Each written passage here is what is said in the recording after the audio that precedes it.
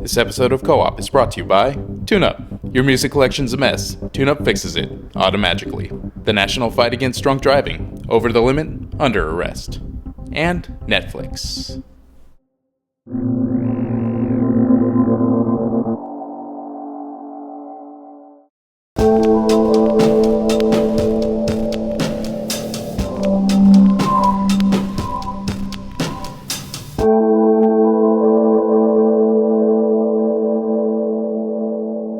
Alpha team, a forward base, establish it on the perimeter. All right, let's head up to this area here. There's a sniper here. Jason, I got you. I got your back. I am most definitely not in any kind of perimeter. I don't know what.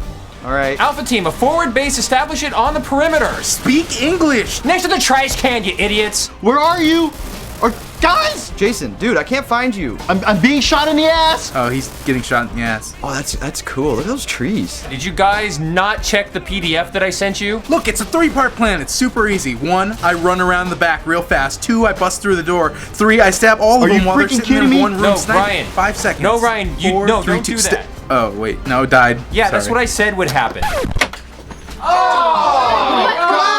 What is going on? I can't see. What are you guys doing in here? We're in the middle of a game. Can you please It smells horrible. And what's up with the headsets? You guys are sitting right next to each other.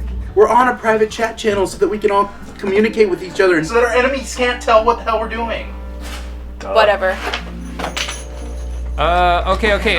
Bravo totally team, go to the lost left. Jay, where are you? Where the hell is Jay Fresh? Somebody tell me where Jay Fresh is. I haven't seen him the whole fucking game. You guys, this is funny. I'm on the other team. Oh, Dude, are you kidding me? The thing I like about you most is you'd run away with me. So pack your bags and your shotgun too. We might run into zombies. We're always down for that co-op multiplayer action. We're always down. We're so down. We're so down. We're so down for co-op. We're so down for that co-op action.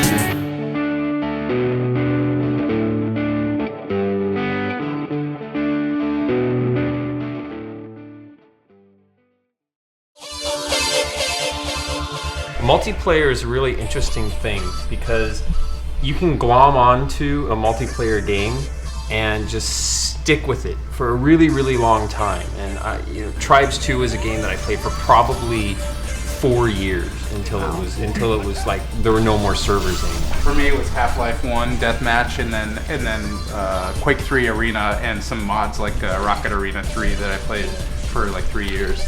Well, I've been playing shooters since Wolfenstein and everything, just not much online. I mean, I played Jedi Knight online, the original Jedi Knight, and I jumped into I don't know, but it was Battlefield 1943 that really caught my attention and kept me playing on a regular basis for a long time. It's casual, it's fun, I can jump into it really easily. I mean, Modern Warfare 2 is really, really hardcore, and I think the learning curve for the multiplayer is, I don't know, kind of steep for me. Same with Halo, actually. The people who play Halo have been playing it for years, like a decade now. Yeah. And I'm just like, oh Christ, I don't want to deal with that.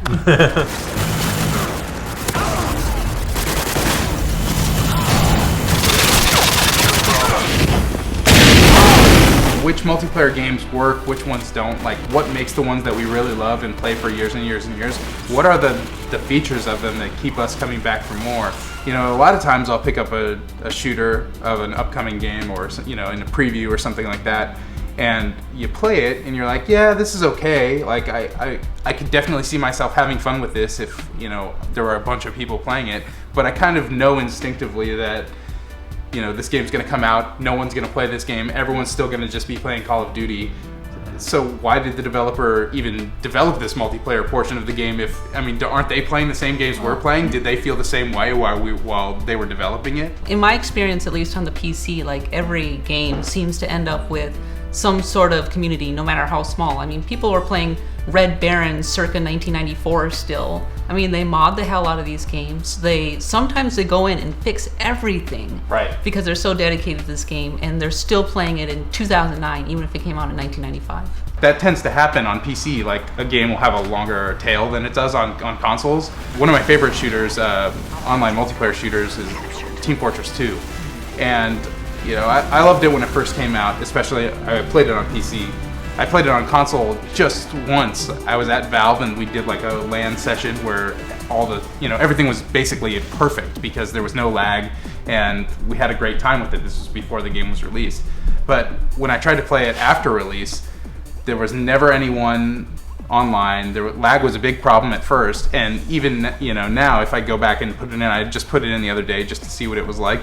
There were 30 people playing it total. Xbox 360 version? Yeah. Well, it's never been updated since it's been launched. And that's just it. So why didn't they update it? I jumped in on the 360 version for my first time and played a little bit, but found that the community and just the whole connection setup really wasn't there. Right.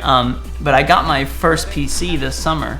And your first ever PC? My first ever gaming PC, and I think Anthony gifted me Team Fortress 2. He was like, "You got to play it," and I jumped in and I was like, "Dude, this game is completely different from what I remember. I don't remember like being able to choose 2 different types of pyro guns. I don't remember all this and that." The cartooniness of the game has been played up, and you'll see a heavy running around with a pot on his head, or like a sniper firing bow and arrow at you. It's like all this like random crap that just wasn't in the game. And if you hop back into the console version, it's that exact same vanilla base experience that you played when Team Fortress 2 first came out. So the thing with Team Fortress 2 is that I had a really strong fundamental base. It caters to so many different play styles. I mean, I was wrong. Team Fortress 2 is one of the big ones that I jumped into like a year ago. I play as a heavy. I love being the heavy, and the reason I love being the heavy is because I don't want to dodge in and out. I just want to walk out with my minigun and just sweep the room and everybody die. But some people love being the sniper, or some people like being the medic, or on and on and on. And so there's a fundamental base to build upon, and Valve has done an amazing job of playing to the class sympathies of everybody. It's like, all right, now the sniper has updates, or now the pyro has updates, and those people are happy and keep playing. They can add in fully new strategies for all of these classes that still work well together and still play off one another. And they even go in and they do special events. Like they just had the war update, which was a battle between the soldiers and the demomen. So the idea is that the soldier and demomen are both getting a 3-weapon upgrade, but there's this weapon out there that could only go toward one of the classes depending on which class got the majority of the kills over the course of this event. And the soldier ended up winning it, and basically it gives them boots so they take less damage from rocket jumping. Nice. Which is awesome. That's such a great idea, and it's so perfect. It fits right in with the class. It doesn't break the game. Stuff like that just keeps popping out of that game, and it makes it continually interesting. And I feel like the market segment for multiplayer games is divided enough these days that unless you're going to have a specific developer focus, continually updated plan for your multiplayer game, then it's going to kind of fall by the wayside. One of the things that kept me in it, I don't know if you guys feel the same, was at the end of each round, you get the stats that tell you how well you did for each class. Yep. And just that graph, at the end of I would go over it compulsively, like, oh, this much percentage on the demo man, I'm slacking. I gotta get back in there,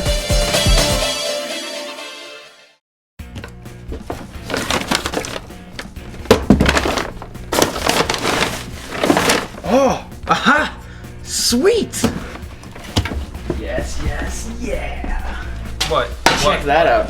What? This is all the music I've collected since I was 12. All on one hard drive. Dude, you can't just put that straight into iTunes. That's like iTunes suicide. No way, dude. I have this plugin. It's called Tuneup. It totally cleans your music collection. It reorganizes your ID3 tags, grabs cover art for albums you might not have, and it even has a Tuniverse plugin which draws from Wikipedia to get bios, videos, concert dates, basically anything you'd need to organize your entire iTunes music collection. Well, problem solved. Tuneup can be downloaded at tuneupmedia.com. Get a lifetime license for $29.95 or a yearly license for $19.95. You can also get an exclusive 15% discount by typing COOP at checkout. We have lost the lead.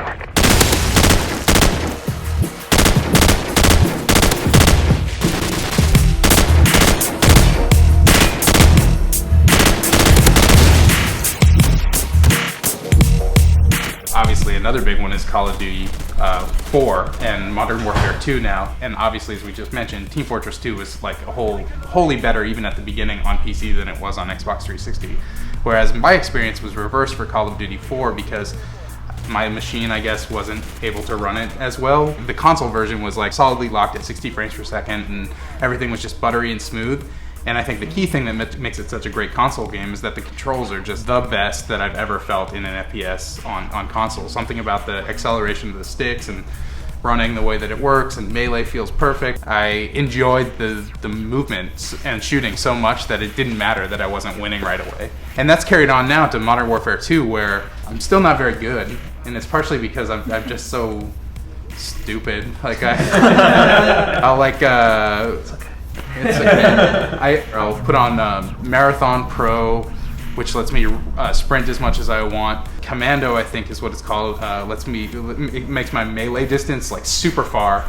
And one of the other ones that, you know, kind of hides me from sensors and stuff. So I'll just basically run around the map like a crazy person, disregarding my team, going all the way around, coming back behind the enemy and finding a room where like 4 of them are crouched and stabbing them all and then getting shot and dying. So I never do any of the cool kill streak stuff, or, you know, I've never myself set off a nuke in the game because that's just not, I'm always gonna die really, really fast, but I still have so much fun playing that game, even though I'm not that good at it. I've been a Mac user all my life, and so I never really got into online PC gaming, but when I got my 360, the first Modern Warfare game was the first game that I really, really got sucked into. And I think that was a big part of it, that there's so many different ways you can play it, and the fact that, you know, we're talking about stat tracking, there's so much stat tracking, especially in the new game. I can go into the barracks pretty much after every single match and just looking to see like, okay, like what perks have I almost leveled up, you know, what weapons have I almost leveled up, and then I'll say like, okay, well maybe I'll play for a half an hour more just so I can get that next upgrade. And it's almost like that meta game with it that's more important to me than the game itself. Because I know, like, I'm not going to be, like you say, I'm not at the top of the leaderboards either, but I can say, like, oh, okay, well, if that match I leveled up this gun, or even if I just leveled up my character, then I feel satisfied. That's why I never really got into Halo or anything like that, because that's like pretty much just about your kill-death ratio, and I'm not good enough to have a good ratio, so I just get really frustrated. It seemed like such a scary thing, though, when they started introducing all these, like, leveling up and unlocking weapons and stuff into the games, because then it's like, you know, you're rewarding players who play more and who are good at the game with better stuff. I thought, man, the game is doomed because of this. Obviously, it wasn't. I mean, it was a huge success because of it. And I think part of it was that in Call of Duty 4 was the M16A1 or something like that, was the first gun you started with. And even though you didn't have a sight on it or whatever, like if you crouch and fire off a couple shots, after a while, you're gonna realize like this gun is good enough to get the job done. Like from the beginning, I can actually like kill some of the other guys. And then once every little upgrade, like you get the red dot sight and you're like, oh my God, it's a world of difference. Like now I'm just so much more accurate than I was. The challenges, which let you know what you need to be doing to unlock the next thing, you know, it just is like this constant carrot on stick. But it's like 5,000 carrots on a stick, right? Yeah, right. Because it's like, for bad players, like you get reward for if you've been losing to the same guy, you finally get your revenge, right? If you've been killing me, I get an experience points bonus, right? Right. You get recognized for things like I've been crouching the longest in this game. Yeah, so you don't have to be that good, and the game will still reward you in a way. I think that's what makes up for the frustration of having to deal with better players who just are constantly getting better gear. And then the game even gives you death streaks, right? So if you die several times in a row, they'll give you a little boost of some sort that you get to pick. So if you've been playing for 60 hours, or if you're just new and you're having a terrible time killing other people, there's always something that you're getting in the game. And I think because of that, I kind of feel like Modern Warfare 2 is a game changer. Like I'm not excited about future Halos anymore, because unless they do something like this, where I have some progression.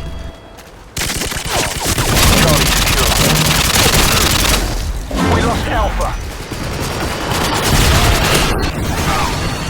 Oh, wow.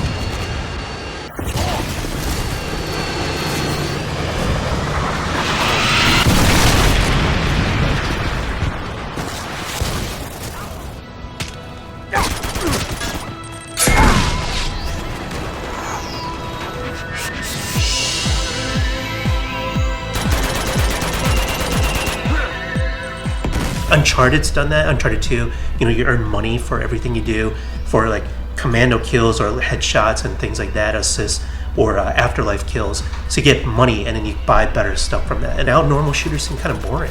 A lot of people said, why would you even think about putting a multiplayer component into this game? It's fun. Uncharted 2's multiplayer is really It's fun. really good. Like, it made sense to me because I thought Uncharted 1 seemed like such a ripoff of Gears of War. Like, Gears of War is fun in multiplayer. Why wouldn't Uncharted be fun in multiplayer? I mean, obviously, Call of Duty, one of the great things about it is that vaulting is so easy. So you really can, like, climb in a window or climb over this thing. Like, if you come to a spot that's up here, in most games, you wouldn't be able to jump up to it. In Call of Duty, you just, like, vault yourself right up, and it's great.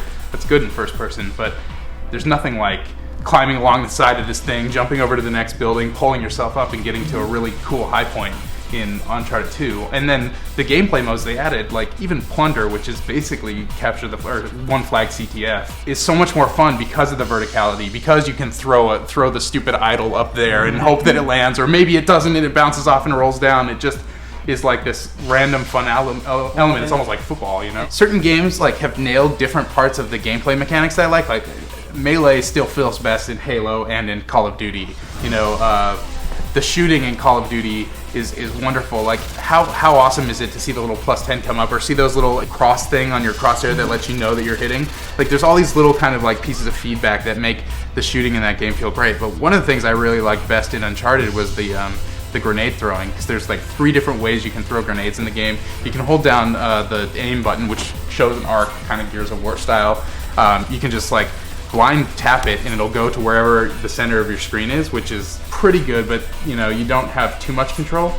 But if you're holding down your aiming button with a gun ready to fire, it'll go exactly where your crosshair is. So if I aim at Matt, it'll go right at Matt. But if I move my crosshair down and aim at the floor, it'll go right there on the floor. So it like takes into account the depth of whatever you're pointing at and aims it to the right location. Where whatever polygon you're pointed on is where it throws the grenade. Yeah. And to me, it's like a revelation, and it made throwing grenades in Call of Duty feel less good. And I always thought, like, man, the mechanics in this game are so solid, but I was much less accurate with grenades all of a sudden, and maybe that's because they don't want people spamming grenades. I don't know. Those 2 games just this year had the tightest multiplayer to me. Good idea. Drinking at home while playing racing video games.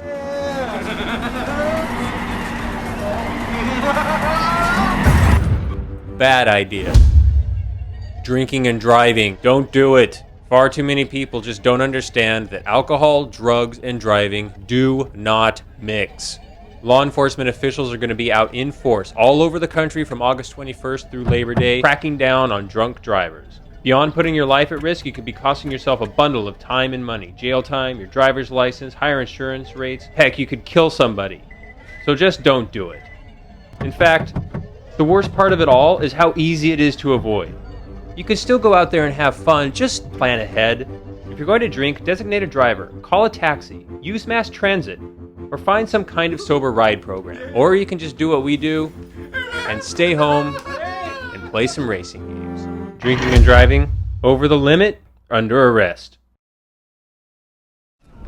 Oh, Arctic, that was sick. Hi, J-Dog. Nice work. I guess I let you get me one time. Stick it in the butt. What? Oh, please. You know what? When I was playing Team Fortress 2, there was this one game where I just ended up with this group that was really talkative and communicative, and we were all working together and doing really well, and that was an amazing experience because we won really easily, and I was part of a team, and I was like, oh, Team Fortress 2. Okay. Yeah, let's work together as a team. Team Fortress. As a team? Team. I don't think I've heard of that word before. What? No. It's just such a different experience. Everyone's got a headset on Xbox Live, and everyone's talking trash unless you're on Party Chat and talking to your friends, you know? And when you hop into a Team Fortress 2 game on PC, there are people there that will be a dick to you, don't get me wrong. But usually when they're being a dick, they're telling you that you suck for not playing the game right, and they're trying to get you to play it correctly. You learn to play the game better, and then once you learn how to play it, it's like you said, it's just this like great team-based experience that you've probably not had in another game. I think like that's probably true for all multiplayer games, right? Like across all genres, because I think like we all worked together back at Zip Davis. So we had EGMD there, CGW, 1UP, Game Videos, and we're all gamers, all in the same age group. So when we find a game as a group we like together, all of a sudden it becomes the greatest thing, because we play Soul Calibur, for example, right? Right, sure. Or Halo we played a lot of. And it really depends on your group of friends. For me, like the greatest multiplayer game of all time, Splinter Cell, Pandora, Tomorrow, and Chaos Theory. Right. Awesome, but just because I had the right guys to play with. Like if I'm just playing randomly on servers with like these guys who are much better, I probably would try it 5 times and give up.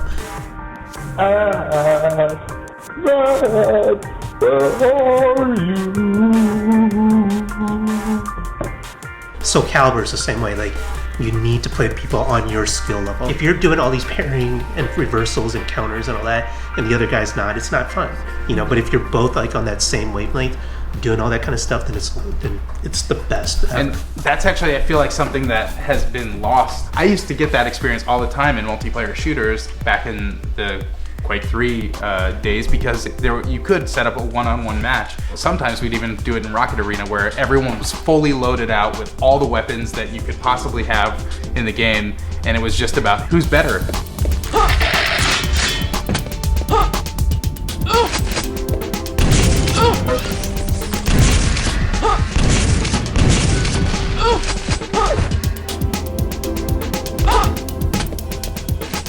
I feel like I don't ever play one-on-one anymore in FPS, and I feel like it's something that didn't necessarily need to go away. Back in the day, people just couldn't, the latency was so high that you could not play with 16 people. It's true. It had to be 1-on-1 sometime or 2-on-2, and people like really developed those tactics, and you had some really classic encounters in like Quake and everything. It doesn't seem like it'd be much of a stretch to put in a one-on-one arena mode with observers in most of the I think games we talk about. Call of Duty Modern Warfare 2 has a couple small maps that you could play one-on-one. Well, it has a mode in the playlist. Yeah, cage match. Yeah. But like, I don't ever think to go down and play that, because whenever I'm putting in Call of Duty, it's because, you know, Fresh is like, hey, we're gonna play some Modern Warfare, you wanna get in on this? And like, by the time all is said and done, there's 5 of us in a party, and we're often doing team deathmatch and that sort of stuff. I think the difference is Quake 3 Arena had arena style matches that would work for one-on-one play, right? You have like open arenas, you can kind of see across the whole map.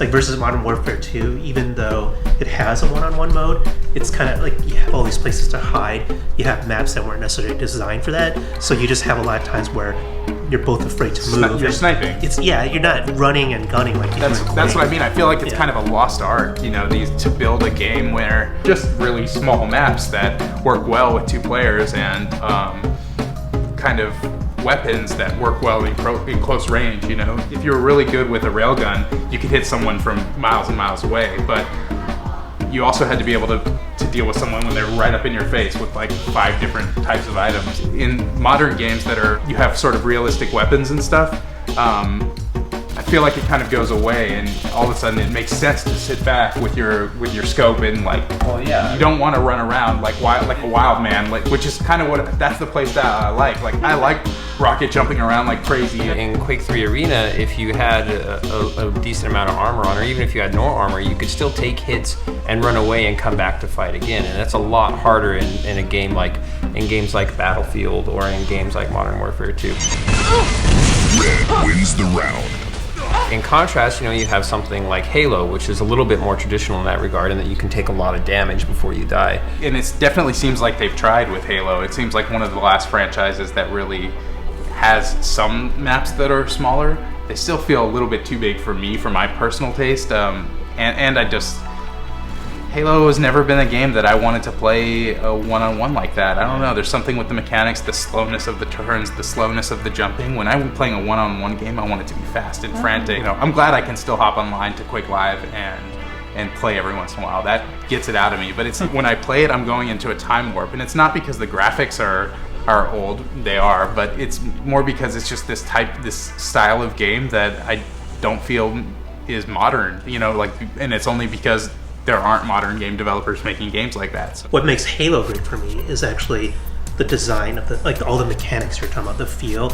There's a lot of times, like, we've had shooters on consoles before that, but they're all a lot of PC ports, right? It's like, all right, let's bring Quake whatever to consoles, let's bring Doom to consoles. But they were never designed for console controls. And in Halo, the auto aiming is just subtle enough to where you don't feel like you're cheating, but it helps out the console gamer.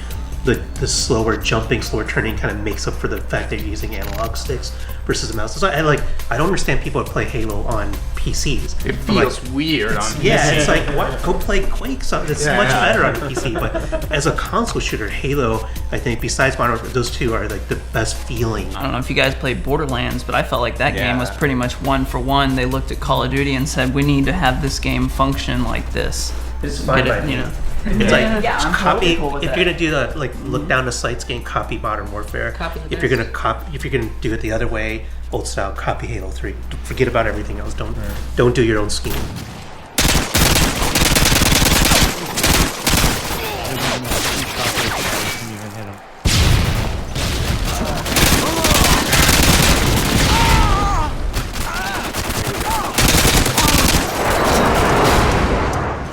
So my question is, what is your main multiplayer shooter right now? Like, if at gunpoint, if somebody said you can only play this multiplayer shooter for Just one? Just one. You don't need to point a gun. I'll just tell you, Modern Warfare 2. Okay. That's what I've been playing too. But if I was playing on a PC, I would be playing Team Fortress probably. Yeah, that's what I've gone back to again, is Team Fortress. What about you guys? Yeah, it'd be Modern Warfare 2, all the way. Yeah, Modern Warfare. Mine is Battlefield 1943. Which is awesome. Because it's there are two games on my PS3 that I jump into. I'll be like, oh, I just want to play something quick. I'll either play Burnout or I'll play Battlefield. Because Battlefield, you know, get 10 minutes in. I've gotten good enough now. I've practiced enough that I can almost always win a match. I can rack up a lot of kills, and it's relaxing, and I know the maps all really well. Very relaxing. And so, like, the thing is that with these multiplayer shooters, like, I know I can get good at them, but I need to practice. And I play so many other games that it's like, I'm not going to sit down and play Call of Duty Modern Warfare 2 all this time. I don't have the motivation to really get into it. It's an excellent shooter, but... I feel that way about fighting games. Like, shooters are more, like, if I know how to play shooters, I can get into any shooters. But fighting games are the ones where, like, I don't have patience to learn Tekken 6 right now because my brain is holding Soul Calibur and Street Fighter information. In our industry, you know, our job is to move on and play new games constantly. You know, we're not the target audience for a multiplayer shooter like a Call of Duty, because if you could only buy one game a year, Call of Duty Modern Warfare 2 might not be the worst thing to buy. I mean, you could seriously get a whole year's worth of play out of it if you wanted to. And not only that, you would get better and better and better at it as you kept playing and constantly unlock stuff. Like, there's so much bang for your buck there. Whereas, like, if you bought a Commando and played through the single player in 10 hours and then you were like, hey, there's a multiplayer component here, I'll give this a try. I'm sure at some point you would get frustrated by those people who play constantly, or you'd just be like, man, there's no one playing here. It's Sunday morning at 7 a.m. There's no one online, but I'm awake and I want to play right now. Well, if you're playing Call of Duty, that doesn't matter. There's always going to be someone playing. How a game like Bionic Commando, it actually has a really decent multiplayer mode. It's fun. Being able to swing around the levels and have that control of movement is cool. When I played that with a bunch of people, I had fun playing with people in a LAN setting. But even then, I knew that this game wasn't gonna last. You know, there's some kind of equation out there where, like, multiplayer equals this many sales, so even if nobody plays it, we're still gonna put it in. Well, it's like a self-fulfilling thing, right? It's like, you know, Halo 3 is gonna do so well in sales. You know, Modern Warfare 2 was gonna do well, so you knew all your friends were gonna get it, so it just builds upon itself. Like, imagine you being that guy who's like, no, we need to play whatever tier C shooter. You're trying to convince your friends. They're like, what are you talking about? We're playing Halo or we're playing Modern Warfare. I don't think it was that bad an idea to put multiplayer in Uncharted, because it's going to sell anyway, just by virtue of the fact that the single player is good.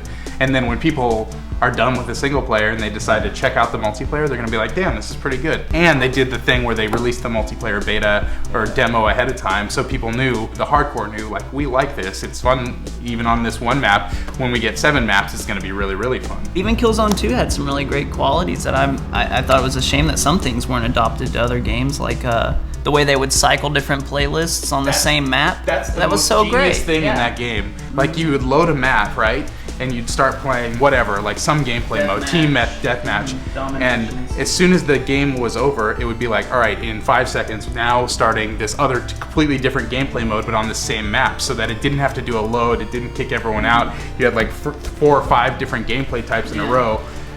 It felt like such a genius thing to do, and I've never seen that replicated in any other game.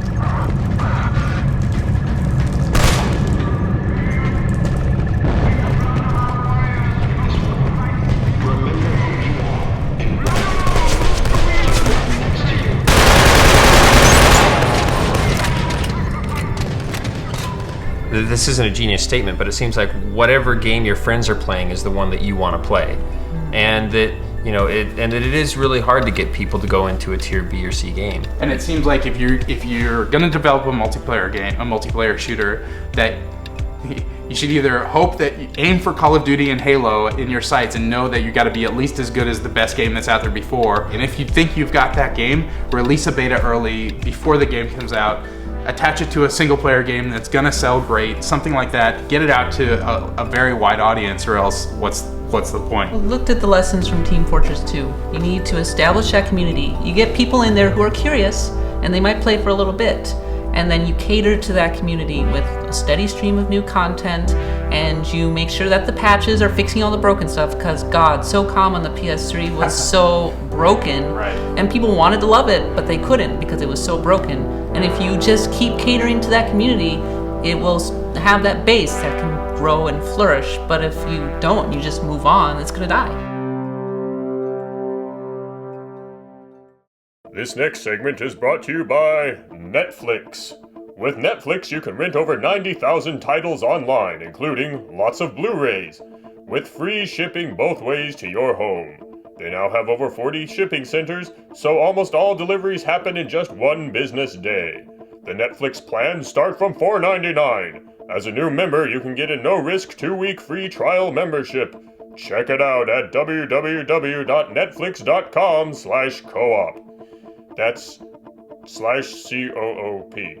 Everybody always forgets the dash. That's coop, not co-op. Anyway, use that code, and don't forget the www or it doesn't work.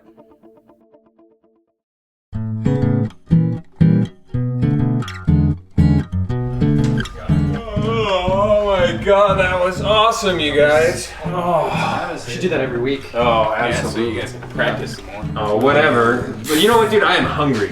Oh, It yes. is breakfast burrito time. Totally. Yeah. Like Chorizo. How about like mimosas and like eggs Benedicts? Those with the crab cakes? Wait. I can't believe you know what a mimosa is. That's not, what, Yeah, what are you wearing? what are you wearing? Oh my god! What are you guys talking about? Dude! Jason, I would have made fun of you if I'd seen that in the dark last night. Dude, I always... It's okay, he just dresses like a big boy. Dude, guys, I always wear this when I'm No, in. look. Yes. You're staying here. You are not coming with us dressed like that. Why? Be a man. What a Be a man. What are you talking about? Dude, this thing is awesome. It's got my 2 favorite dinosaurs on it. Got the Triceratops and the Tyrannosaurus Rex. Dude, light it up.